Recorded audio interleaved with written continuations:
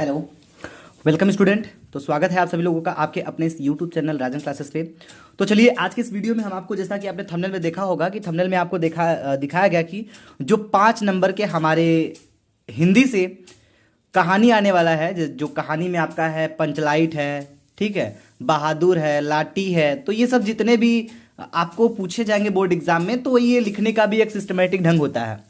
तो 5 नंबर का क्वेश्चन है, तो 5 में से 5 आपको कैसे मिलेगा? ऐसे लिखने से नहीं मिलेगा। तो कैसे लिखने से मिलेगा, इसी के वीडियो पे हम डिस्कस करने वाले हैं। तो चलिए एक हम कहानी ले लेते हैं आपके सामने, जो कि हमने पंचलाइट को उठा लिया है।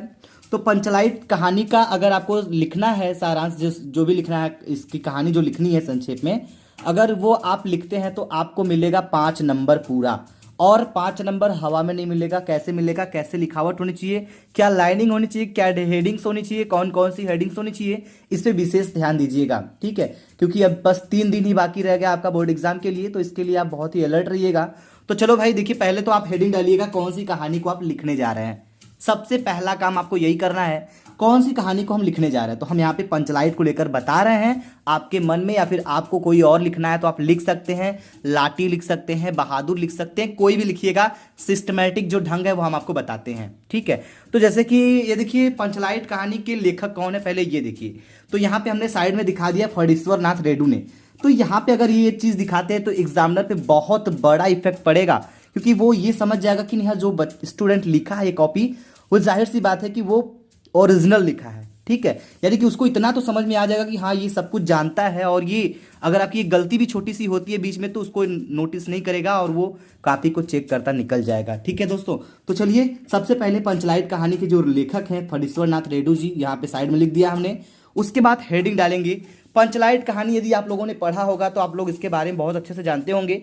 तो इसमें अगर हर चीज़ को हेडिंग्स डाल के लिखें, ठीक है, ये 5 नंबर का क्वेश्चन अगर आता है तो 5 हेडिंग अगर आप डाल के लिखते हैं तो आपको पूरा का पूरा नंबर मिलने के पूरे चांसेस बनते हैं। और एक चीज़ ध्यान दीजिएगा, यहाँ पे कोई भी कॉपी मतलब जैसे कि कोई कहते हैं नकलची बंदर टाइप में, यानी कि जो कॉपी बुक में पढ़े होते हैं, बिल्कुल बुक से रट के जो छापते हैं ना, उनको पूरा नंबर नहीं मिलता। ये बात जान लीजिएगा, क्योंकि रात भर रटा सुबह सफा है।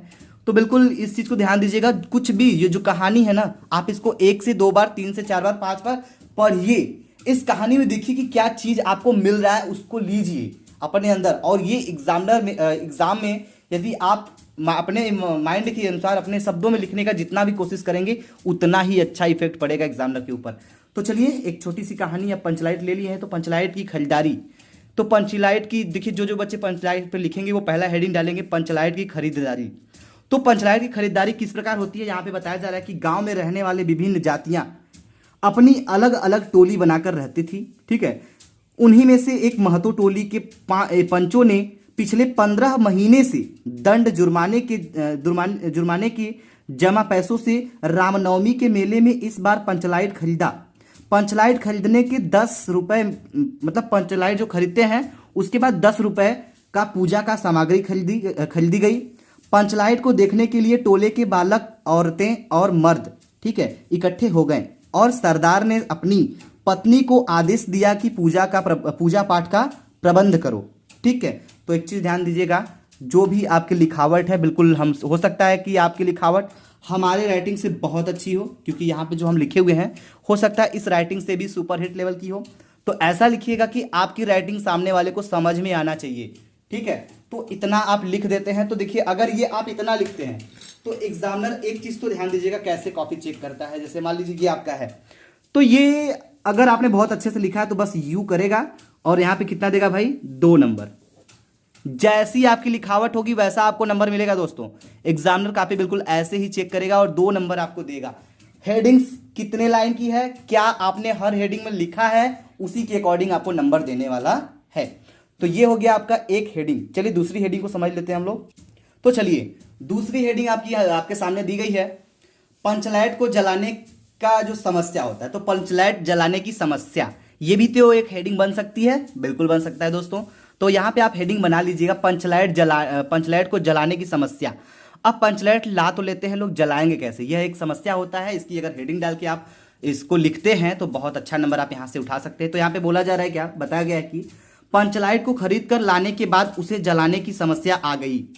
तो यह हमने अपने शब्दों में लिखा है दोस्तों, आप भी अपने शब्दों में लिखिएगा, बहुत अच्छा नंबर आप ले जाएंगे। और रटने की जरूरत नहीं है, ठीक है, रटनेंगे तो सब खत्म हो जाएगा, जब आप रुक जाएंगे तो पेन आपकी रुक जाएगी, अगर समझे रहेंगे तो आप पूरी की पूरी कॉपी भर दोगे बहुत ही कम समय में, ठीक है। तो यहाँ पे बोला जा रहा है कि समस्या आ गई, पंचलाइट को जलाएगा कौन, क्योंकि किसी व्यक्ति को जलाने नहीं आता था। पंचलाइट के न जलने पर पंचों के चेहरे उतर गए। राजपूत टोली के लोग उनका मजाक बनाने लगे, जिसको सभी ने सहन किया। कैसे? धैर्यपूर्वक सहन किया। इसके बावजूद पंचों ने तय किया कि दूसरे टोली की व्यक्ति की मदद से पंचलाइट नहीं जलाया जाएगा, चाहे वह बिना जले ही पड़ा रहे। यानी कि महतो टोली वाले एक जिद ले लिए कि हमारी पंचलाइट नहीं जलेगी, लेकिन हम क्या करेंगे, दूसरे टोली की व्यक्ति की कोई मदद हम नहीं लेंगे, भले ही हमारी ये पंचलाइट जले या न जले। तो यह एक बहुत बड़ी समस्या थी दोस्तों।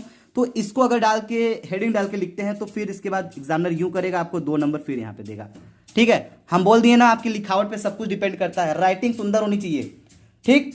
आइए इसी के बाद आप तीसरा हेडिंग डालिएगा का। अब यहाँ पे आप तीसरी हेडिंग डाल लीजिए दोस्तों, क्या है भाई, टोली द्वारा गोधन की खोज। अब ये गोधन कौन था, जरा इसके बारे में हम लोग जानेंगे।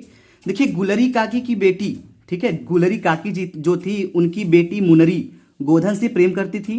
तो उसे पता था कि गोधन को पंचलाइट जलाने आता है। तो भाई जो जिसके ज़्यादा क्लोज होगा उसको तो पता ही होगा कि इनको क्या क्या आता है, ठीक है। तो जो मुनरी थी वो क्या करती थी, वो गोधन से प्रेम करती थी।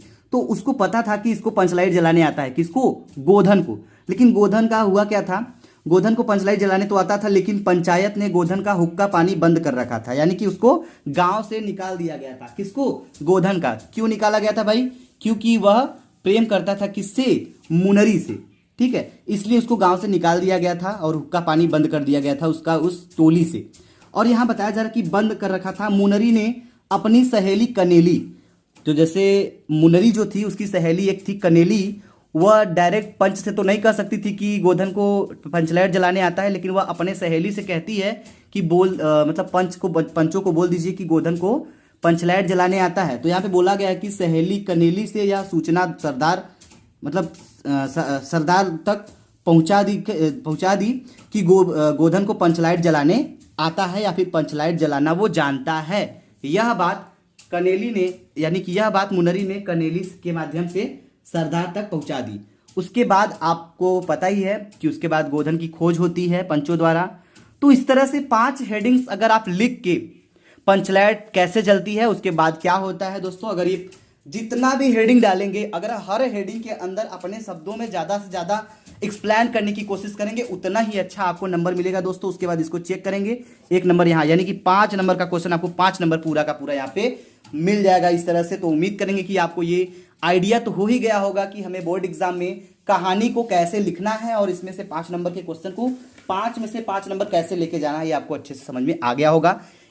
यदि आपको कोई दिक्कत होता है, कोई समस्या आती है कि आपको कैसे लिखना चाहिए, जैसे कि हमने आपको बहुविकल्पी के बारे में वीडियो बता दिया है, अगर आप नहीं देखे तो उसको देख लीजिएगा, उसका वो पड़ा हुआ है, ठीक है, उसका लिंक आपको मिल जाएगा। आप आगे ध्यान दीजिएगा। हिंदी का विकल्पी हमने बता दिया है, कहानी को कैसे लिखा जाता है ये भी हमने बता दिया दोस्तों। लेकिन अब बात है गद्यांश और पद्यांश की। तो अगर आपका राय है गद्यांश और पद्यांश से एक वीडियो लिया जाए तो बिल्कुल आप हमें कमेंट अभी इसी वक्त करिए, ताकि हम आपको जल्द से जल्द वीडियो प्रोवाइड करा सके दोस्तों, ठीक है, क्योंकि टाइम बहुत कम है आपके पास, ठीक है। उसके बाद अगर देखा जाए तो संस्कृत भी बहुत इंपॉर्टेंट है।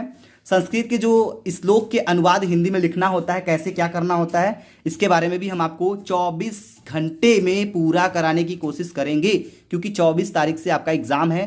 तो अगर ये 24 घंटे के अंदर ही काम हो जाए तो बहुत ही अच्छा होगा दोस्तों, ठीक है। तो आप हमें इंतजार रहेगा आपके कमेंट का, तो बिल्कुल कमेंट सेक्शन में आप कमेंट करके हमको सजेस्ट करिए और हम आपके वीडियो को तुरंत अपलोड करने की पूरी कोशिश करते हैं। सो थैंक यू, मिलते हैं आपसे एक नेक्स्ट वीडियो में, तब तक के लिए जय हिंद, जय भारत।